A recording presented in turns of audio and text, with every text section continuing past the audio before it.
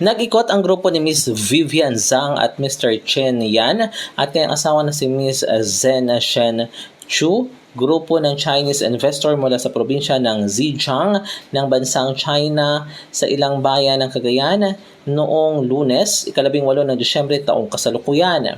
Laya ng kanilang pagpunta sa Cagayan na bisitahin at tingnan ang mga economic o industrial zone ng lalawigan na posibleng paglaanan o mamuhunan. Kanila rin umano itong i-endorso sa iba pang mga investors sa kanilang probinsya.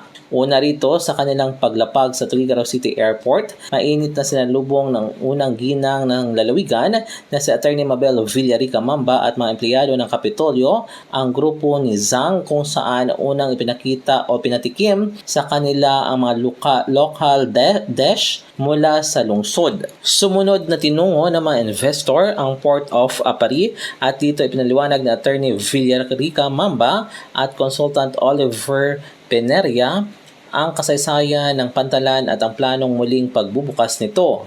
Ipinaliwanag ni Atty. Villarica Mamba at Consultant Penera na kasama ang Municipal Administrator ng bayan na si Atty. Mary Jane Tadili na malawak ang bayan ng Aparri dahil mayroon itong dalawang bahagi, ang Aparri West at Aparri East, na magdurugtong sa pamamagitan ng kasalukuyang tulay na ginagawa ngayon sa lugar.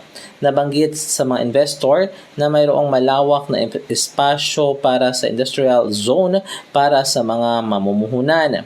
Nagtungo rin ang grupo sa bayan ng Enrile kung saan inilatag naman ni Mayor Miguel De Sena Jr. at Vice Mayor Cristina Magbitang at local officials ang mga plano nito sa kanyang bayan. Samantala, si Zhang ay nagmamay-ari ng isang sailcloth at courier business at president ng Commerce Chamber Association na mayroong 100,000 miyembro ng negosyante habang ang mag-asawang Chen ay nagmamay-ari ng 200 branches ng coffee at cake shop at business owner ng paggawaan ng airplane at car seat sa probinsya ng Zhejiang, China, na isa sa top 10 na pinakamayamang probinsya sa buong mundo.